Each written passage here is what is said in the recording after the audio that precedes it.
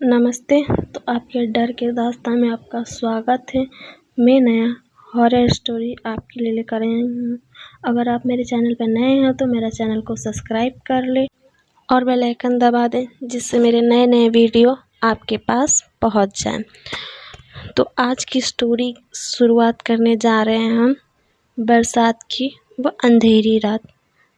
रात के करीब 9 बज चुके थे।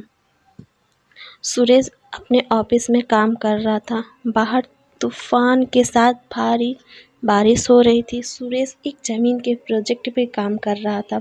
काम में व्यस्त होने के कारण उसका वक्त का पता ही नहीं चला। जब उसका काम खत्म हुआ तब घड़ी में 10 बज चुके थे। बैटरी कम होने के कारण उसके मोबाइल में भी थोड़ी देर में बंद हो गया। जब वो बाहर निकला तो उसके होश उड़ गए।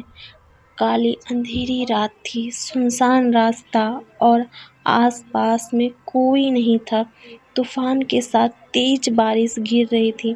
भारी बारिश की वजह से बिजली के खम्भे से सारी बत्तियां भी बुझ चुकी थी।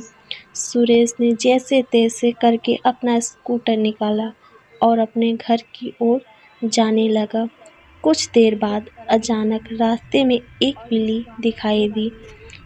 इसलिए सुरेश ने स्कूटी को ब्रेक लगाई, लेकिन ब्रेक लगाने के बाद सुरेश का स्कूटी वहीं पर ही रुक गया।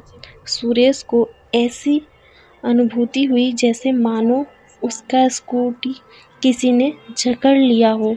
सुरेश स्कूटी से उतरा और काफ़ी बार प्रयास किया, लेकिन उसकी स्कूटी चालू नहीं हुई।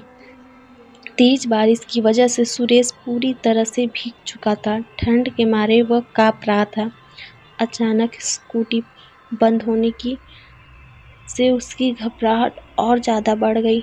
वह अपनी स्कूटी को साइड में ले गया और डर की वजह से कुछ देर तक अपनी आंखें बंद कर ली।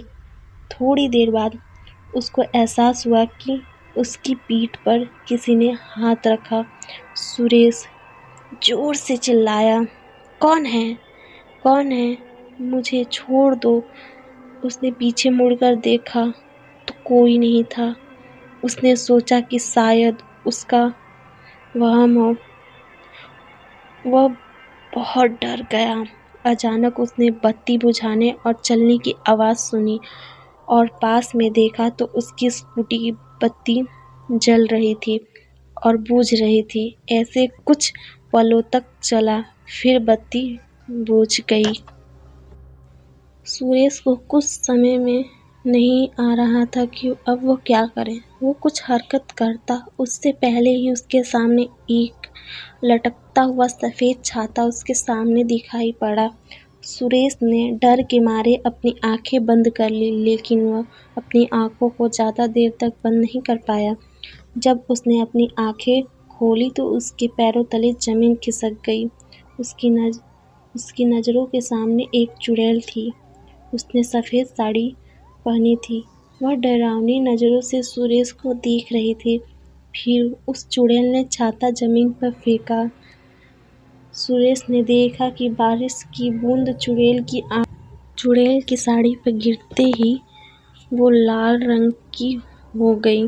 धीरे धीरे पूरी लाल रंग में परिवर्तित हो गई। यह दृश्य देखकर सुरेश भयभीत हो उठा और अपनी स्कूटी चालू करने लगा। सौभाग्य से उसका स्कूटी चालू हो गया और वह तेजी से अपने घर की ओर बढ़ने लगा। कुछ देर बाद वही चुड़ैल सुरेश के स्कूटी के सामने आ गई। सुरेश स्कूटी को संभाल न सका और एक पेड़ में जाके टकरा गया। पेड़ के टकराते ही तुरंत सुरेश की मौत हो गई। अगले दिन सुबह जब कुछ लोगों ने यह देखा कि पुलिस को बुलाया गया और लाश को सुरेश के घर वालों को दे दिया गया। पुलिस ने जांच पड़ताल करके बताया कि सुरेश की मौत अचानक हुई। वह तेज रफ्तार से स्कूटी चलाकर आ गया और न संभालने के कारण वो पेड़ से जाके टकरा गया। सुरेश की मौत के कुछ दिन बाद ऐसे ही तेज बारिश हुई थी जितनी उस रात को हुई थी। सुरेश के दो खास दोस्त थे, रमेश और परेश। वे दोनों सुरेश के साथ ही काम करते थे। रात के 3 बज चुके थे। रमेश अपने घर में सो रहा था। उसने आसमान से बिजली कड़कते की आवाज़ सुनी। रमेश ने अपना ध्यान सोने पे केंद्रित किया। अचानक से उसको ऐसी अनुभूति हुई जैसे किसी ने उसको एक थप्पड़ मारा। वह नींद से जागा और उठकर आसपास देखने लगा, लेकिन आसपास कोई नहीं था। फिर थोड़ी देर बाद कमरे की बत्ती जलने और बुझने लगी। यह देखकर रमेश बहुत घबरा गया और कंबल ओढ़कर सोने का प्रयास करने लगा। उसने महसूस किया कि उस कंबल में कोई पीछे से खींच रहा है। वह जोर जोर से चिल्लाने लगा, मुझे छोड़ दो, मुझे छोड़ दो। उसकी कुछ देर बाद सब कुछ शांत। फिर अचानक खिड़की अपने आप खुल गई और उसमें से एक हाथ बाहर से अंदर आया, जिसकी हथेली पर खून ही खून था। उस हाथ में कस के रमेश को का गला पकड़ा और उसको मौत के घाट उतार दिया। तो अगला पार्ट देखने के लिए मेरे चैनल को सब्सक्राइब कर ले।